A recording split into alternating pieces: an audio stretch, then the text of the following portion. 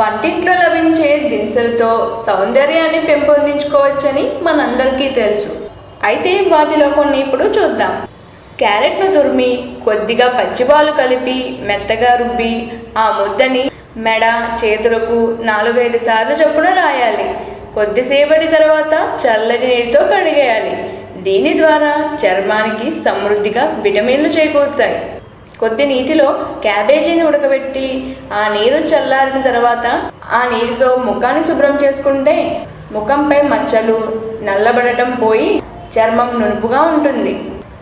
ఆలుగడ్డలను ఉడికించి అనంతరం 2 స్పూన్ల పాలు కలిపి మిక్సీలో వేసి మెత్తగా చేయాలి. ఈ ముద్దని గోరువెచ్చగా ఉండగానే ముఖానికి పట్టించాలి.